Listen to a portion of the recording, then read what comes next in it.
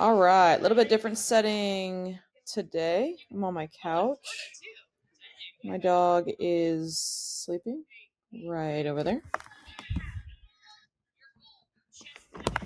We are watching The Last of Us, and we're going to do another lesson reaction. Last lesson reaction, we had a little theme, went through a little talk that I did in a live event. Today, let's pick a theme. Pick something to talk about for about 15 minutes. For the last month, we've gotten about 1 million views on these mentality posts that I've been doing. So I'm going to look at my dashboard and see which one has gotten kind of the most traction. Let's do it. Let's see. Just look at views, I guess. This one has 202,000 views.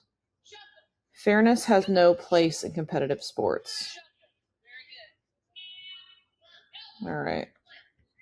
I'm going to read this post to you guys because some people haven't seen it. It's a photo. Where is it? This one. Right here. On my Morgan Stewart 18. And it's a little post, actually, that used to be just a picture, and then I made it into a reel because it was getting kind of a lot of views. And made it into a reel, and it's gotten 202,000 views, which is crazy. Let's see. I'm just hitting tennis balls here, whacking them in the same color shirt that I'm wearing now. Not the same glasses. Same bun. All right, here we go. In the fall of 2009, this is why it was so hard for me to record my audiobook. In the fall of 2009, I was a starting shortstop. Right before conference started, coach pulled me into the office and said I'd be moving to third because we were getting Jen Salling on our team, and now she would be the shortstop. My response was easy because I wanted to play, whatever the team needs. But in the moment, I remember thinking, well, maybe I can beat her out. And others in the same position might have gotten stuck in the fact that this wasn't fair. I talk a lot about what I regret about my playing experience or things I would have changed, but this is something I'm proud of and what makes me me. This is one of the coolest things I contributed to in that championship team. We were an amazing left side, and I think I became a better third baseman than I was a shortstop because I couldn't care less what was fair. Fairness has no place in competitive sports. I tell anyone that asks me how great Jen is because she's a freak of nature on both sides of the ball, and that this was the right call because she was a better shortstop than me. And I don't just say that because it was better for the team. I said that because it was the truth, and beyond the timing, beyond the fact that it was my spot before that moment, the thing that mattered to me and mattered in general was the best combination of players that will win should be on the field. Players get too caught up in, what did I do wrong, coach? But the real question we can all ask ourselves is, am I the best option for the job? Each of my teammates works hard like me. We all have different strengths, and thankfully, it's not my job to worry about making the lineup. A lot of mindset is belief in yourself. Another big part of understanding how to thrive in team sports. It's not personal. It's not about you. Your responsibility as a player is to work on being your best and to be your best wherever you are. Everything else is just noise. This is probably one of the best things I've ever written. And I love that a lot of people are sharing it. Obviously, it's the only way that it's gotten that many views is because people share it over and over. But how cool. I mean, when people share it, it's because, when I share something, it's like, oh, that's what I think. This is a cool way to think. I want to share with other people so they can learn like I'm learning. But how cool is it that I could use just a random experience that I had in my career, and put it into an idea like that so many people not just like, but can apply to their playing experience. So I don't think that story is in my book, which is why I'm for sure going to be writing another book. And it's going to include more of my college experience, because the first one was like a lot of me like growing up, like as a little kid. So anyways, I'm wondering what you guys think of that story, what you guys think about fairness. One of kind of the things that's going on right now is like transgender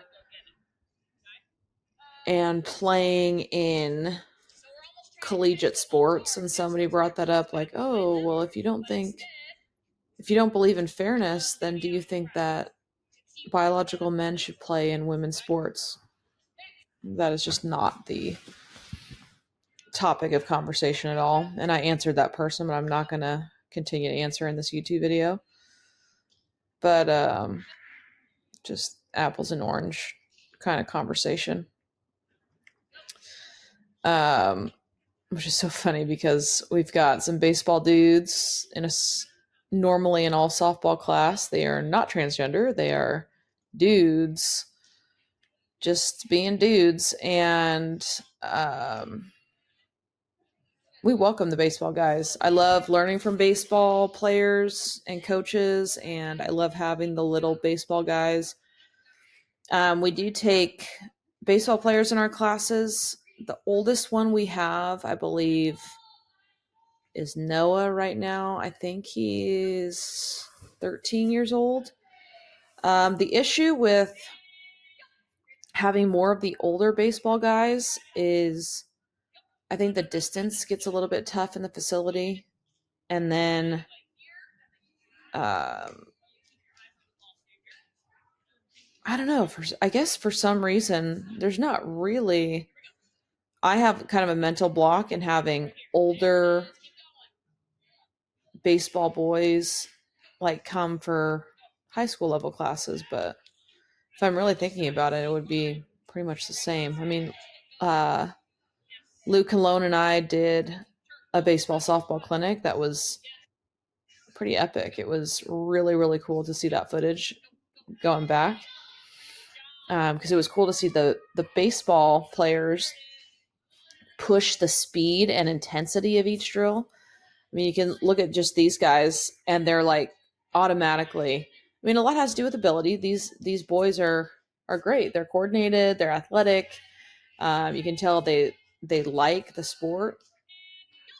But just in general, with the same amount of this is not the same amount of athleticism, and that's not to say disrespecting any of my girls at all, but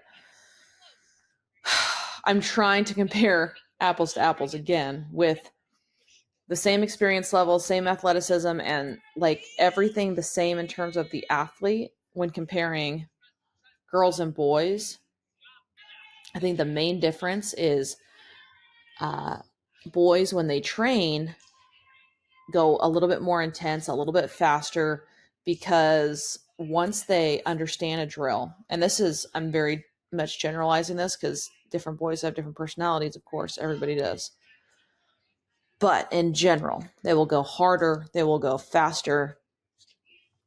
They don't care if it's perfect, they're just going to go as hard as they can. Girls want to get it right first, and then they will eventually speed up. So it was cool to see them, boys and girls, train together, especially in the Luke Cologne Clinic, which motivated me to continue to open up training to boys as well as girls, because they can learn from each other. It's cool to have the kids feed off of the different energy, because with group classes, I just love group class in general, because I mean, we play a team sport. Why wouldn't we train in groups? And even though they're getting extra work to work on their individual skills, they're always going to be surrounded by teammates, other noise, other people, and they have to learn how to control their energy. That is a great point. I think I did this on the last video too. I had a point, or I had a thought. Manage energy.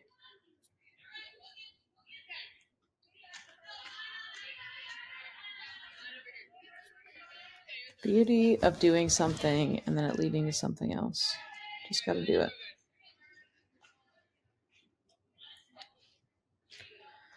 So if I were to correct some of these things right now, I don't think any of these boys train with us currently anymore. It was really cool when they were coming. A lot of them separate to the right of their body, bringing their fingers up, and they're separating kind of up in this area and not really controlling their glove a ton. I would like to see them control their glove a little bit more, control front side. But again, what's cool about these boys is they're actually trying to throw hard, so we can make corrections from them throwing hard instead of being a little bit more passive or timid. So that was better glove control on that last rep. Not as good. It's okay. And why glove control? So if you see professionals throw, grown men, grown women throwing the ball, they don't necessarily tuck their glove to a perfect spot every single time, because a lot of those adults have a lot more core stability, lower body and core stability that can keep them more on target with their throw. With kids, I like to harp on where their glove's at, because a lot of times that's going to be an indicator where they're going to pull their head or open up their front side so that either their power or direction of their throw leaks. So the glove is more an indicator for me. It's not like a concrete mechanic. Hopefully that makes sense.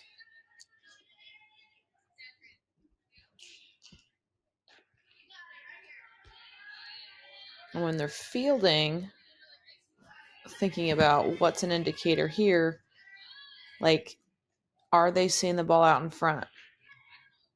Are they making contact and then pushing the ball forward to their eyes? Or can we manage our posture better? Can we be more on time with our glove instead of late to get to the ball? Just things that we, like the tiny fixes that we look for.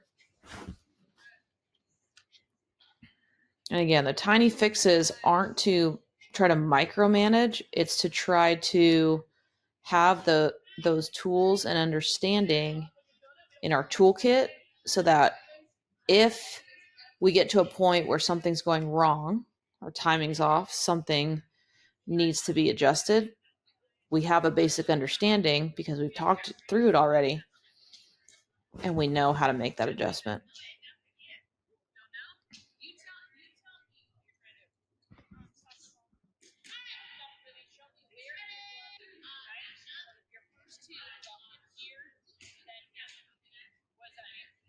I think this was a week we're really talking about pocket awareness. Where's the first place in your glove that the ball touches?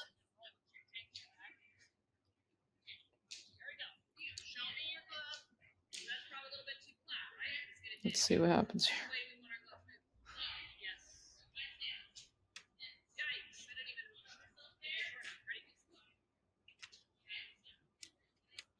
Yeah, softball's an interesting sport because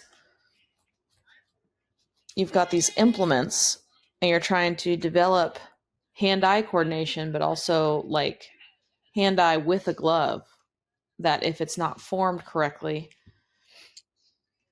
can inhibit your hand-eye coordination. Another great topic.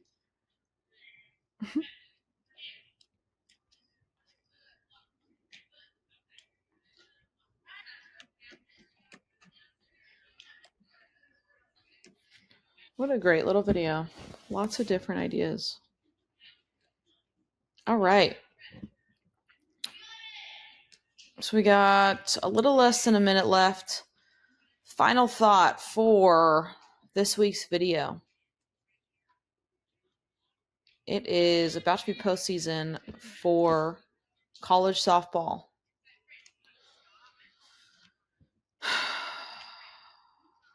A lot of seniors' last game for some people that aren't going to postseason is coming up. So wondering what those kids are thinking about their season, whether they're going on.